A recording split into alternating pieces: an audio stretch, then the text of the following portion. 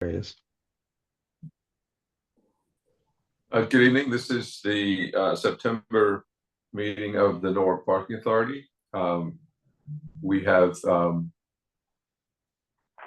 agenda, which is visible on the screen, and the first item is public comment. Is there anyone from the public who wishes to speak? And if so, we ask that you contain your presentation to 3 minutes, and please be mindful that this is an opportunity for us to hear what you have to say.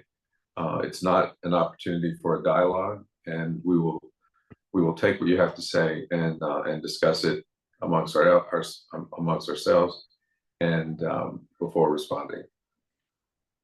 Is there anyone from the public?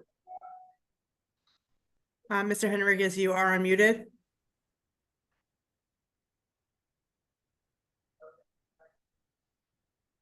Oh, that's Louis. That's the Laz Regional VP. Luis Henriquez. Can you hear us, Louis? Hi, Brian. Yes. Hey, It's Louis Henriquez with Laz Parking. Yes. All right. So, Darlene, is there anyone else, or was he the only one? I have somebody with an iPhone. A CVM iPhone. I have that. Mr. Maroney, if you'd like to speak, I can unmute you. Could you please raise your hand electronically? That's another Laz representative. Then no, we do not, Brian. Okay. So, Chairman, I do have a few statements that I was asked to read into record.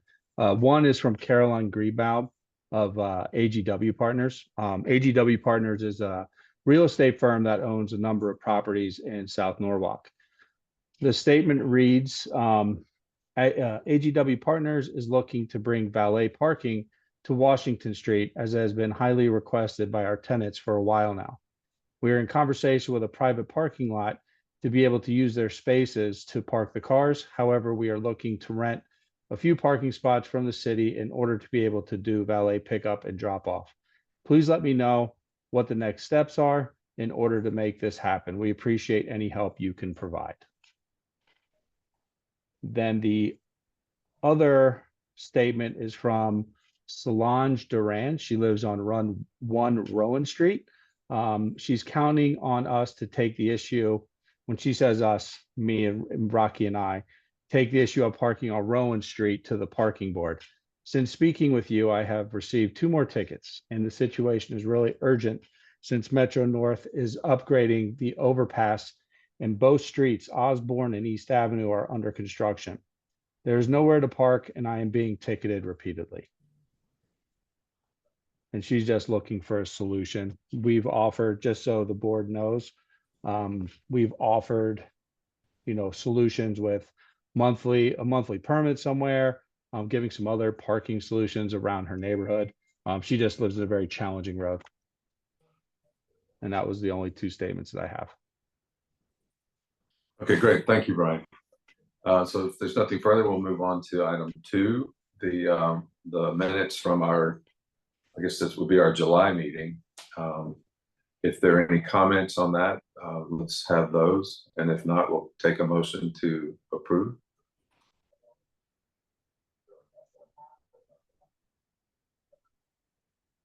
So motion. Oh, sorry, Eric, go ahead. Yeah, I was just gonna say a motion to approve that. Okay, I'll second that. Oh, you'll make the motion, Okay. Jeff, right? Okay, Yeah.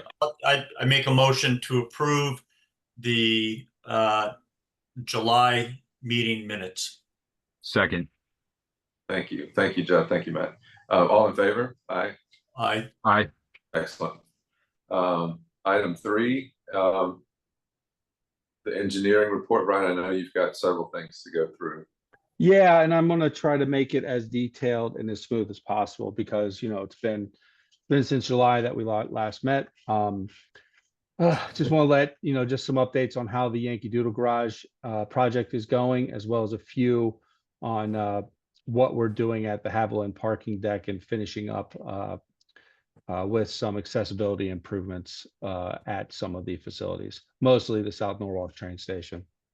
The first one, want to give a reminder of what's going on at Yankee Doodle, so everyone's on the same page. The ongoing project at Yankee Doodle involves necessary concrete repairs and the cutting of the fence, which took place at the start of the project, which was a major component of the initiative.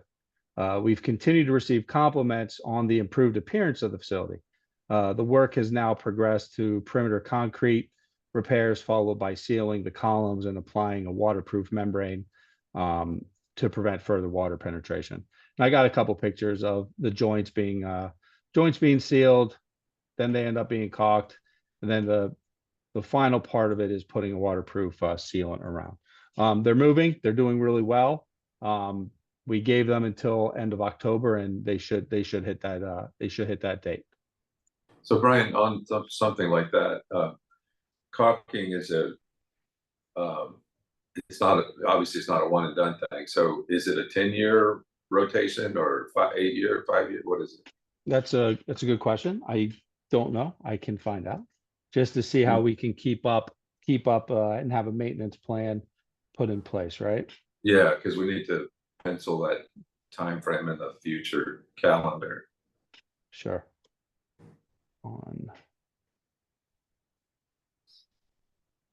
Okay, all right. I made note of that, and I'll get an update on what the recommended maintenance plan for these types of seals are, so we can plan ahead and look forward instead of like being reactive to a problem. Great, thank you. You're welcome. And then the second phase of the Yankee Doodle facade improvements, which is the overall aesthetic enhancements of what we're trying to do here, it's going out to bid next week. So it's very exciting. I have a meeting with our purchasing manager tomorrow morning to just dot the I's, cross the T's, and make sure we can get this thing out to bid on Monday. This project is including the painting of the stairwells, the ribs, as well as improved lighting and installation of the cornice on the roof and pedestrian plaza. And that's the concept that got approved, and that's what it'll somewhat look like when it's completed. Great, thank you. Now move on. Now the Haviland parking deck. We're currently collaborating with Ken Sugarman from Desmond to finalize the construction documents for the concrete repairs, which were identified in the conditions assessment. This project also includes improvements to the corridor leading to Washington Street and the addition of a new stairwell to enhance pedestrian flow between the parking deck and the businesses on Washington. I have a few pictures here. So that's the corridor from Washington Street, a little walkway there. That's inside the corridor. As you can tell, it's not very welcoming. Just plain white. Very interesting. I found out about this roof. It was made by this sound company that is on the right side. The building is inside the corridor. They designed this to disperse the noise, which I thought was kind of cool. So some of the concepts that we're doing, we're going to try to accentuate that and not like just eliminate it. And then that's the square there, the rectangle is where the proposed location of the new stairwell is going to be. Because if we don't have this stairwell, people are going to go to the right or to the left, and there's a spiral staircase that goes up to I guess that's the eastern part of the parking deck. So this is going to be very convenient. We'll put a multi space meter over here just for convenience. And it'll be a nice little improvement at the Haviland parking deck. And here's a concept of what we're going for in the corridor with the lights. Little bump outs throughout the corridor. This shows a different ceiling. So in between these bump outs on the ceiling is the existing ceiling, right? Correct. Yeah. And it's probably better on this picture and that picture, just that I kind of lowered the transparency so you can't really see it that well.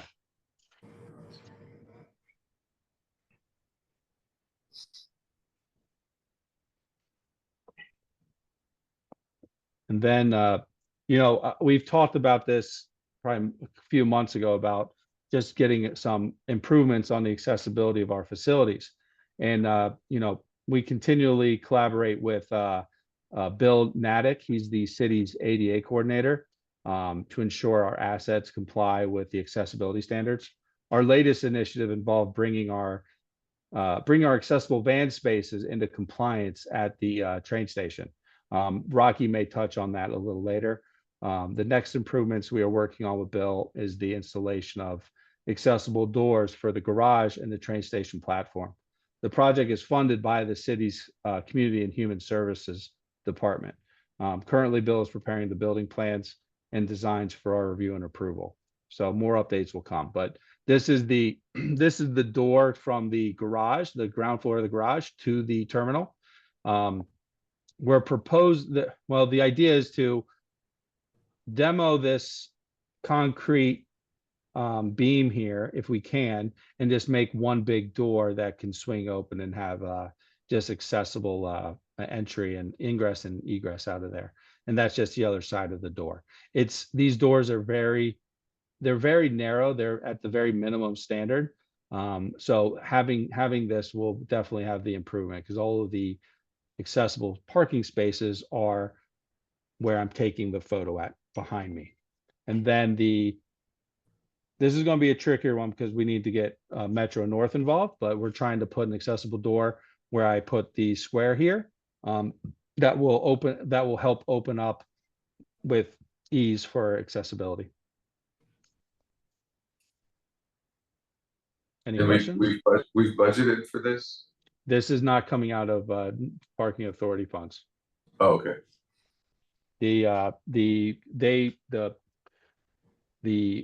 What they're called, the Community and Human Services Department, which Bill works under, they have a capital budget that's covering this. Okay. So just a nice little thing to improve and update the assets to make them more accessible for all. Great, thank you. Oops, sorry, Rocky. So before Rocky gets into the financial and operating report, which I forgot to put the agenda item here, but that would be the next agenda item. Sorry, Chairman. No problem. Good evening, everyone. Before we go into, I hope everyone had a wonderful summer. But before we go into the financial part of this, I want to touch on some operational updates that we've done through the summer. We, as you can see from the pictures, we did a full power washing of the South Norwalk train station garage, which our staff took in-house, creating a big cost saving for going out through the bid and having a vendor do it. But our staff did it. Garage, the team did a phenomenal job. And as you know, the train station garage is a flat surface garage, and pushing that water and getting that cleaned up takes a lot. And the team did a phenomenal job. Well communicating with customers, with our train station customers, so they don't get inconvenienced.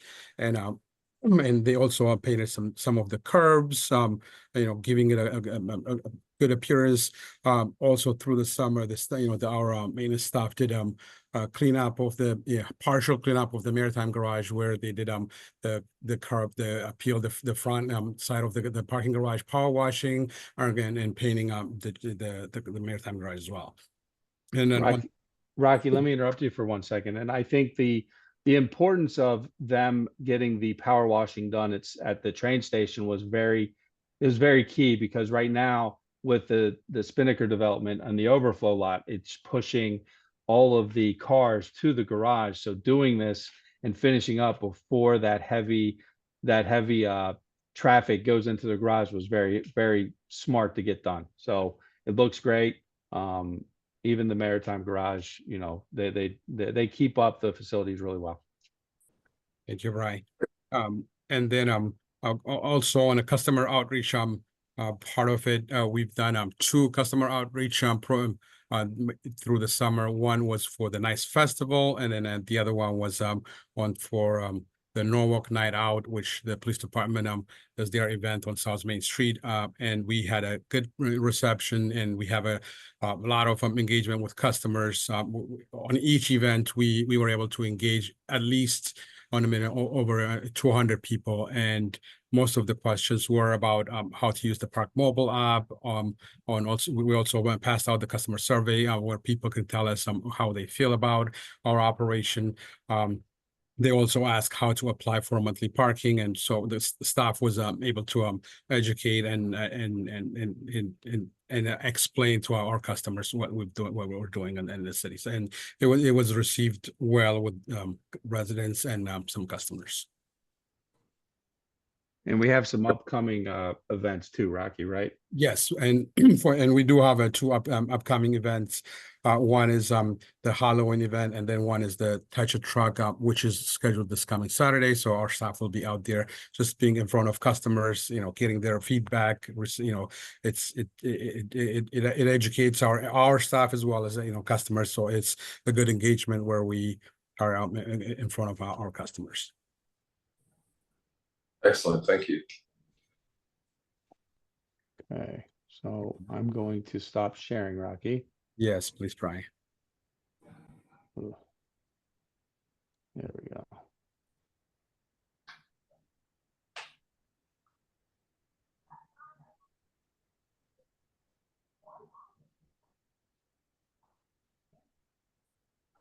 Can you see my screen now? Yes. And also, before I go into the financial report, Chairman, we do have our last representatives that are joining us, just to to say thank you for trusting in us and awarding us the RFP for the upcoming for 3 years and hopefully for 5 years. And Louis Henriques, who's our regional vice president, is on this call, and Rob Maroney, who's our government division, is also on this call. And they will be the government division will be quarterly or semi-annually will be joining the board meeting and sharing best practices, and Louis will be supporting the Norwalk operation and working together with me. That's great. Thank you guys for attending. I know you're not prepared to make a presentation, but just to say welcome, and we're looking forward to the next 3 years. And I'm sure that CIROC will be relying on you as we will be relying on you for guidance on how to stay current with technologies and practices that you experience in other areas perhaps, and we look forward to the collaboration. Thank you, Chairman. This is Louis Henriques. Yeah, I just wanted to say thank you. Very excited to be here. As Rocky mentioned, we're very excited and thankful, and hope everyone had a great summer, and really looking forward to the future as well. We've been actually working on a new deck that we'll be presenting in the upcoming months, and I'd also like to circulate some dates to have a more formal meeting so that we could all start the new contract on the right foot and make sure we ensure alignment. So really looking forward to the future, and thank you for having us. But Louis, it might be a good idea to do a test run on the new deck before a public meeting. No, absolutely. Just so it represents what everybody would like to see, and then we're all clear on what it is. Absolutely. We'll send it over for review and make sure everyone's on board. Okay, thank you, Louis. Thank you. Thank you, Louis. All right. Excuse me. For going into the financials, for the month of August, our revenue was under budget by 4.9, and then expenses and expenses were down by 14.7% for the month, resulting in a 39% over budget, since the saving was tremendous. And on a year-to-date basis, revenue, again following the same trend, it was down 3.9%, but also it was offset by a 12.5% reduction in expenses. diving deeper, and the main reason that we underperformed in revenue from budget was mainly coming from violation revenue. And that put us under budget, and we were based on historical numbers, we budgeted to have a $66 per ticket transaction, and we end up in actual 43.77 cents in actual for enforcement. And this looks like a very positive trend as the rest of the revenue, monthly, transient, all trending in a positive manner. And as we go into the enforcement section, we'll see how why we believe that it's a positive trend, or where violation revenue was under budget. Most of the saving from expenses are coming from payroll, repair and maintenance, and also a negative number on a signage expense line item, which we will see on the variance report and how we got that to that number. But all these savings give us a good 39% over budget in a fund balance for the month, and then 42.5% on a year-to-date basis. Going into the variance report, parking violation, we can see where for the month it was 20% down from what we budgeted, and we believe that this is coming from an increased compliance, clearer signage in the uptown area, and uptown, it means Wall Street area. And as we get into the enforcement section of it, we'll see the numbers clearly. On the expense side of it, operating expense was under budget, meeting that expectation, and then it's under budget due to some expenses not incurred from operating supplies not purchased for the month. And then signage is under budget, and you'll see a negative 21,000. That's because there was a sign that got damaged at the Maritime Garage on a Marshall Street entrance. And we've been going back and forth with the claim where we got denied, and the last legal department jumped in, and we were able to collect the $23,000 worth damage from U-Haul truck that hit the signage. And that check, we received it. We can't deposit it into the revenue since it's not a revenue, so we put it into a signage expense, a negative balance. So as the repair gets done, you will see that that expense being used up. Building repair and maintenance were under budget for the month. That's mainly coming from some works that we budgeted to do in the garages were done by our staff. Example is power washing, and some repairs for the overhead gates that we budgeted we've never used. And it was also a minor repair that got done with our staff and on-site staff. The next slide is the full financial package. I'll pause here for a few in case anyone has any question on these.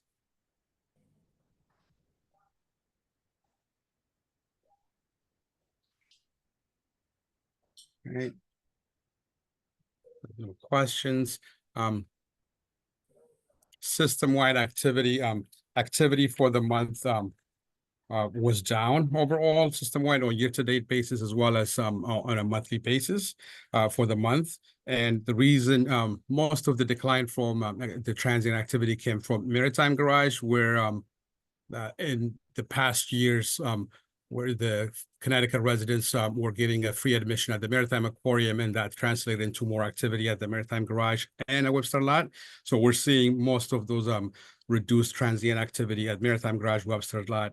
And then also we've seen about 10% decline in on-street activity, and this is coming mainly from the various constructions that have been happening on especially on Wall Street area and so on South Main and North Main streets. Transient revenue breakdown, it remained consistent as prior month. 58% or 58% was pay by sale transactions, 28% in credit card, and we're pushing more Park Mobile usage and credit card usages to reduce that cash handling at both on street as well as off street facilities. permit sales, we're seeing an increased permit activity for the month, as well as year to date. That's mainly coming from the train station garage for the first time now. We've started a true waiting list at train station that started in the month of August, and we're seeing a lot of requests coming in from the train station. If you've been up, at the train station garage, the train station garage is getting almost full, and only the top floor is being vacant. But I think the transient as well as the monthly usage increases. We're going to see that we're going to be at full capacity, and trying to have directions for people to park at Webster Lot, Monroe Street, and Madison Street, so they can utilize the on-street spaces and the off-street at Webster Lot. So Sirak, I'm curious, and I don't want to add COVID and pre-COVID back to these charts, but the way this year's launched, it'd be interesting to know if we're, at around pre-COVID levels or not. So don't change the chart, but maybe if you wouldn't mind, just check those older charts and see where we left off when COVID hit. Sure, we will monitor that, Eric, but we are not at the at the COVID level, but with the reduction of some of the spaces at the overflow lot, that's what's throwing us into a capacity at the train station garage. But we'll definitely we'll definitely keep track of that activity, to just comparing it to pre-COVID and never mind then. Never mind. If that's the displacement that's doing it. Yeah, we're going to be looking at occupancy very closely now that the overflow lot project is is happening now. So it's important so we can make proper judgments on how many more permits we can and can't sell. Okay. Yeah, forget it, Rocky. Thank you. Okay. That was still monitored, Eric.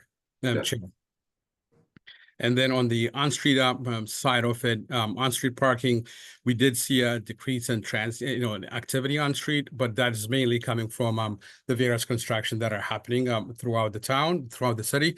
If you look at revenue, it's still up, 8.6%, and that's because we're still capturing those spaces that are being blocked off by the construction crew.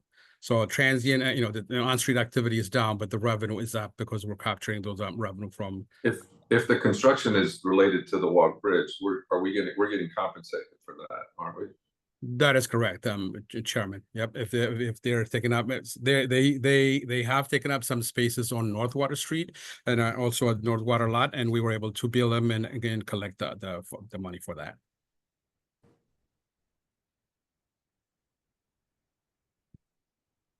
Parking enforcement, we're seeing enforcement down from from prior year, and also following trend.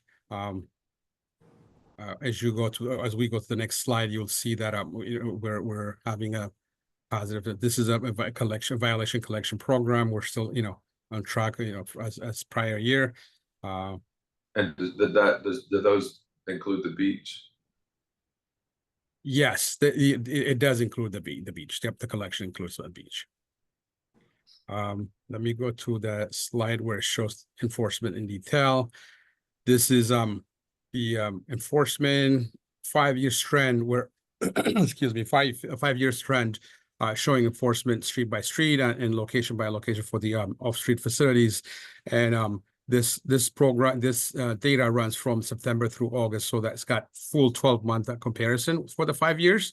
And a good story to tell here is where Wall Street area, where we were averaging 3.3, 3.9, we're averaging at 1.9% ticket issuance versus demand. And demand has increased in Wall Street area, and the ticket issuance has declined. And I think we believe this is mainly due to the improved signage that we implemented in Wall Street area. And this is we just wanted to tell a story where enforcement is compliance is increasing where we cleaned up on signage in Wall Street area. And it's also translated. Rocky, let me interrupt you. And I don't want to sell short the engagement that we have with the businesses around Wall Street as well. Just the outreach, talking to the business owners, trying to get them to educate their customers. And then it's something that we're also doing in South Norwalk. So hopefully when this whole this sign update is completed, we get similar results. That's what we're hoping for here. Thanks, Brian. And then this is also translated into the violation revenue that we've seen, where we've seen, the past 4 or 5 month violation revenue declining. That indicates that increased compliance and more people are paying up the meters and the pay stations rather than getting a violation tickets. Rocky, can you explain to me again how, say the free 15 minutes works into this scenario around the Wall Street area? We're still gathering data, Pete, for those 15-minute spaces, and I think it has gotten a full, a positive feedback from customers, and we're seeing an increased activity for the 15-minute spaces. And as we go into improved technology and having those either Park Mobile, Text to Park, or any of those mobile phone providers, payment providers, engage with no fees for those 15 minutes, I think we're going to see an increased usage of that 15 minutes, and some of those people that actually park in there stay within 15 minutes, not knowing the policy who've been getting a ticket, I think are also fall within this reduction in the Wall Street area ticket issuance. But does that specifically have partially, why tickets haven't happened is because of the free 15 minutes? That's what I'm kind of asking. Yeah, it would fall into this, because if we're seeing that drop in violations on Wall Street, That's what I a meant. couple of things. Yes. It's a couple things, right? It is the signage, and I'm glad you brought it up, because we did forget to mention that the free 15-minute option is live there. So that does have an impact on these numbers. So, and do we need to let more time go by because we've been off a couple of months, or is that going to happen throughout the city? Is that a plan, or? Yeah, the next one of the last for the old business, I was going to give an update on that, but yes, that's part of the part of the project for the regulation change. So like you were saying with Park Mobile and so forth, what's happening with that in regards to, say, Park Mobile? In other words, are they going to be able to do this on their phones? I know you mentioned it probably quick, and you know it far better than I do. So we are working. We're working to get information from other vendors to see what they have to offer. And I've asked Laz to provide a proposal to us for their solution for this 15 minutes, because Park Mobile, they'll charge 35 cents for any transaction, whether it's an hour transaction, whether it's a 15-minute transaction. So it's not a true free 15 minutes. Right. So we're back where we were talking about a couple of months ago. It was the same scenario a couple of months ago. Nothing really has changed. No, we're working on getting a multi-vendor environment in the city of Norwalk. Okay. Thank you. Thank you, Pete. And pay by cell, we're seeing same transaction level as as prior year, and I think the closure of the on-street spaces where most of the transactions are happening has also had an impact here, where it remained flat, but as construction clears up and on-street activity increases, we believe that these pay by cell transactions will keep trending up. With that, I'm done with my presentation. If there is any question, please let me know. Thank you, sir. Thank you. Sorry, Mr. Chairman. No, go ahead. Rocky and Brian, where does the revenue for the lease on the YMCA lot fit in? Is that going to be in September's report, or? It in the August report, there is a revenue. I think it was about $5,000 revenue generated from the YMCA lot, Vice Chair, and it is included in this financial package. Okay, good deal. Thank you. Thank you. How long does that go? I'm not sure how long that's gonna go. Brian, do you have? Are you saying how long we're gonna have the YMCA lot acting like this? Yeah, how long is that partner lease with the firm? I am actually not sure. I've not gotten the timeline on it. I can look at it for you and follow up with you. If you'd like. I don't know if Jim knows more. I know he's on the call. I don't know if he knows. That's that. okay. Okay. As long as at some point, we know. Yeah. Yeah, Brian- we're operating like it's ours for eternity. That's fair. Brian, Yeah. Brian, Matt, thank you for bringing that up, but they're not to complain about them, but they're doing more than parking there. Mhm. And I don't mind, in my opinion, that's not a big deal, but it's substantial wear and tear, to the point where they're actually building the building from the parking lot in some instances. I observed them, lifting materials and using the machinery to do that. So I don't know if there should be a conversation that goes beyond just leasing spaces, in that regard. I don't know how else they could build the building because it's so close. And I'm not complaining or trying to put a halt to anything. But if we're left with an asphalt surface that is, needs to be replaced, then that, it would be nice to at least share some of that expense with the project. Yeah, I think that's fair. And we're trying to do our best to accommodate them as best we can. We are Yeah. capturing revenue from them, where there might not be opportunities for just regular parkers. I'm in Right. I wouldn't say constant contact with Nuvian at the art space, but I do reach out just to see what kind of events they have and just kind of tailor our decision making on them because they do utilize those spaces. And I want to make sure that it doesn't turn into a construction lot. Right. That's what I don't want. Right. So we're in contact with the construction company pretty frequently, and we'll bring up those concerns. I think moving forward, I think if they want to continue using it, I agree with you. I think that any type of repair that needs to happen because of their malfeasance, it should be Well, on them to fix it. Yeah. I wouldn't call it malfeasance. I just would. It's just something that's happening, and Sure. it'd be better to talk about it before the end of it when we're all standing there looking at something that's suffered. Sure. And then secondly, the trees that are in there look like they could use some care. That would be our responsibility, not Parks Department, right? Yes. Yes. So it might be worth looking at. And I don't know if of We another did- lot. We did initial cleanup Yeah. of the lot. We didn't Yeah. want to spend too much on repairing because you guys bring up good points. We don't know how long we have this lot for. So it was like, let's just try to reduce the expenses, see how the lot functions. And if we have occupancy and revenues getting, it's driving, we could, maybe do a little bit more work over there to make it more presentable. What do you mean we don't know how long we have the lot for? Well, I don't know how long I can operate in there. That's what I need to The- follow up with Matt on to operate that the- YMCA lot.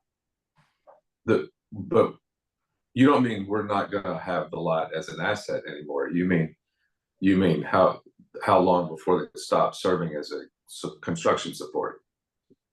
Well, Chairman, if I guess. can jump Sorry. in. Thanks, Jim. All Appreciate right, it. sorry, I've been trying to jump in. I'm having a little issue with my phone. So my apologies for not jumping in earlier. So I think we took over the operation of the lot as a city parcel, but from a city perspective, it will be most likely a development opportunity at some point in time. It's a key parcel. So we're kind of managing it in the interim. So I think we'll keep our expenses down for anything there. So to minimize our exposure, but we're not gonna, I think we'll look for the construction company to repair any damage that they have, but a massive resurfacing of it. I can't imagine that it would be a parking lot for eternity. It's just it's a key parcel, in welcoming in the gateway into the city. So I think we're having an opportunity where we're collecting revenue on it at this time, and in the management of city lots as as directed in the ordinance. But long term, we see this as a more development opportunity. Okay, all right, that's the first I've heard of that, so that makes sense. Yep. Thanks, Jim. Appreciate that. Jim, Brian, does it make sense to just ask an arborist that's on the Parks and Rec staff just to make sure that we don't do any damage or to those trees? Brian, reach out to Direction guidance. Sarah. Yeah. Sarah can repair the trees. So yeah. You got it.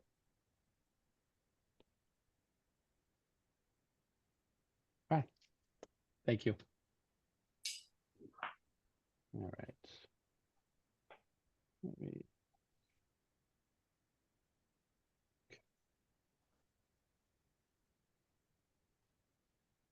All right. So the regulation change. Okay. Just want to get a quick update.